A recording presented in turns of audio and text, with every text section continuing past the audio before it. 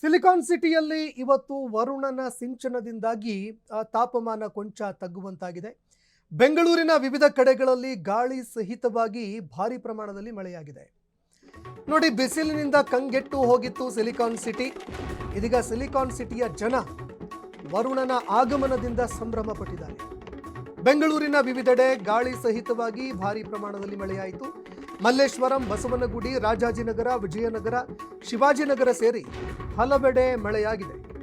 ಬಿರುಗಾಳಿ ಸಹಿತವಾಗಿ ಧಾರಾಕಾರ ಮಳೆಗೆ ಜನ ತತ್ತರಿಸಿ ಹೋದರು. ಇನ್ನು 4 ದಿನ ಭಾರಿ ಪ್ರಮಾಣದಲ್ಲಿ ಮಳೆಯಾಗುವ ಸಾಧ್ಯತೆ ಇದೆ ಅನ್ನೋ ಮಾತುಗಳು ಕೇಳಿಬರುತ್ತಾ ಇದೆ. ಹವಾಮಾನ ಇಲಾಖೆಯಿಂದ ಈ ಬಗ್ಗೆ ಮುನ್ಸೂಚನೆ ಕೂಡ ನೀಡಲಾಗಿದೆ. ಇನ್ನು ಬೆಂಗಳೂರಿಗೆ ಆರೆಂಜ್ ಅಲರ್ಟ್ ಘೋಷಣೆ ಮಾಡಲಾಗಿದೆ. ಮರ, ವಿದ್ಯುತ್ ಕಂಬ ಸಮೀಪ ಹೋಗದಂತೆ ಅಲರ್ಟ್ ಕೂಡ ಘೋಷಣೆ ಮಾಡಲಾಗಿದೆ.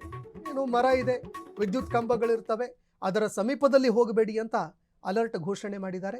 ಅಂದರೆ ಯಾವುದೇ ರೀತಿಯಾದಂತಹ ಅಪಘಾತಗಳು ಅಥವಾ ಸಮಸ್ಯೆಗಳು ಎದುರಾಗದಂತೆ ಮುನ್ನೆಚ್ಚರಿಕೆ ಕ್ರಮಗಳನ್ನು ವಹಿಸಿಕೊಳ್ಳೋದಕ್ಕೆ ಕರೆ ಕೊಟ್ಟಿದ್ದಾರೆ.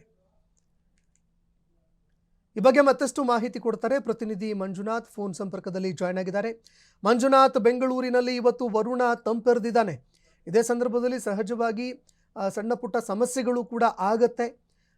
ಯಾವ ರೀತಿಯಾಗಿ ಮಳೆಯಾಯಿತು, ಎಷ್ಟು ಪ್ರಮಾಣದಲ್ಲಿ ಮಳೆಯಾಗಿದೆ, ಈ ಬಗ್ಗೆ ಮತ್ತಷ್ಟು ಮಾಹಿತಿ ಕೊಡೋದಾದ್ರೆ.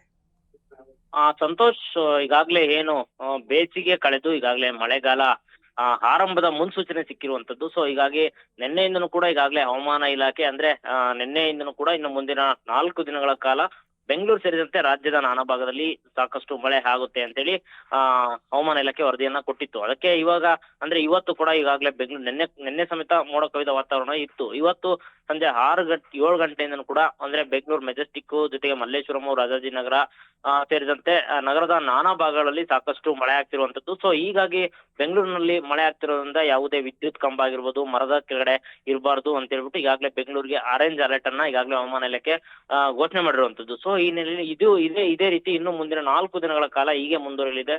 ನಗರದ ನಾನಾ ಜಿಲ್ಲೆಗಳಲ್ಲೂ ಕೂಡ ಮಳೆ ಆಗುತ್ತೆ ಅಂತೇಳಿ ಈಗಾಗಲೇ ಹವಾಮಾನ ಇಲಾಖೆ ಮುನ್ಸೂಚನೆ ಕೊಟ್ಟಿದೆ. ಹೀಗಾಗಿ ಬೆಂಗಳೂರಿಗೆ ಆರೆಂಜ್ ಅಲರ್ಟ್ ಅನ್ನ ಹವಾಮಾನ ಇಲಾಖೆ ಘೋಷಣೆ ಮಾಡಿರುವಂತದ್ದು. ಸಂತೋಷ್, ಧನ್ಯವಾದಗಳು ಮಂಜುನಾಥ್ ನಿಮ್ಮೆಲ್ಲ ಮಾಹಿತಿಗೆ.